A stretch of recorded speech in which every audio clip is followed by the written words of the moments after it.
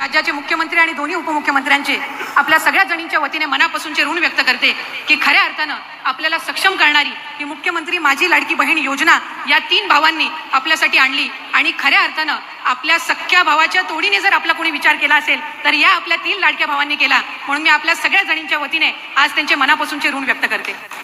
आजचा हा दिवस आमच्या सगळ्यांसाठीच अतिशय आनंदाचा दिवस आहे, कारण 17 ऑगस्टला राज्याचे सन्मान्य मुख्यमंत्री आणि दोन्ही उपमुख्यमंत्र्यांच्या मार्गदर्शनाखाली राज्यस्तरीय वितरणाचा पहिला वचनपूर्ती सोहळा आपण आयोजित केला आणि त्या वचनपूर्ती सोहळ्यामध्ये 1,07,00,000 पेक्षा अधिक महिलांना आपण 3,000 इतका जो लाभ आहे तो जुलै आणि ऑगस्ट महिन्याचा वितरित करण्यात आला. आणि आज 31 ऑगस्ट रोजी 1 ऑगस्ट पासून 24 ऑगस्ट पर्यंत ज्या माझ्या माता भगिनींनी या योजनेअंतर्गत अर्ज केले त्या पात्र अर्जांचे जवळपास 52 लाख भगिनींना आजच्या या सोहळ्याच्या निमित्ताने आपण 3,000 इतकी जो त्यांचा सन्मान निधी आहे हा वितरित करत आहोत. आणि खऱ्या अर्थानं 1,60,00,000 पेक्षा अधिक लाभ देणारी ही पहिली योजना देशातली ठरलेली आहे. याचा निश्चितपणाने आम्हाला सगळ्यांनाच अभिमान आहे.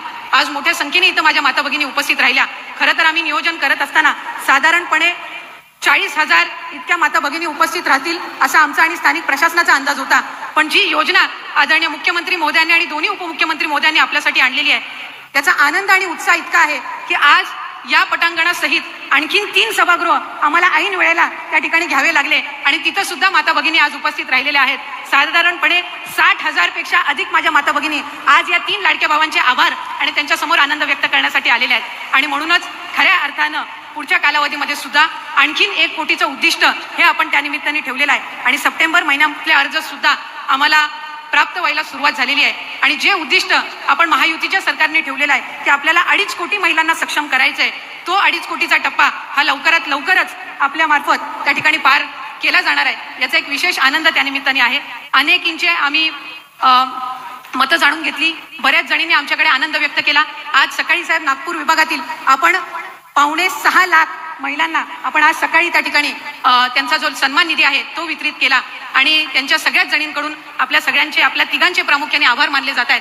आणि खऱ्या अर्थानं विभाग म्हणून ही महत्त्वाकांक्षी योजना आम्हाला आज राबवायला मिळाली याचा निश्चितच आम्हाला आनंद आणि अभिमान आहे. पुढच्या कालावधीमध्ये अधिक चांगल्यारीत्या ही योजना आणखी लाभार्थ्यांपर्यंत पोहोचवण्याचं काम हे विभागामार्फत करण्यात येत आहेत. काहींनी साहेब हाही प्रयत्न केला की चुकीचे अर्ज भरून कसा या माता भगिनींचा लाभ अडवता येईल हा सुद्धा प्रयत्न करण्यात आलेला आहे. पण आम्ही विभाग म्हणून हा निर्णय घेतलेला आहे की जे काही 50,000 फॉर्म रिजेक्ट झालेले आहेत यांना सुद्धा पुन्हा फॉर्म भरण्याची संधी ही आपण सप्टेंबर महिन्यामध्ये देणार आहोत. त्यामुळे कोणीही या योजनेअंतर्गत लाभापासून वंचित राहणार नाही हा प्रयत्न विभाग म्हणून करत आहोत. त्याचबरोबर माझ्या अंगणवाडी सेविका माझ्या मदतनीस यांनी जी मेहनत या योजनेमध्ये घेतलेली आहे ती उल्लेखनीय आहे. आणि म्हणूनच नवरात्राच्या पार्श्वभूमीवर जे इन्सेंटिव्ह आपण या योजनेअंतर्गत देत आहोत ते सुद्धा देण्याचं प्रयोजन हे आम्ही नवरात्रीच्या पार्श्वभूमीवर करत आहोत. त्यामुळे खऱ्या अर्थानं महिलांना सक्षम करण्याचं काम या महायुतीच्या सरकारच्या माध्यमातून होत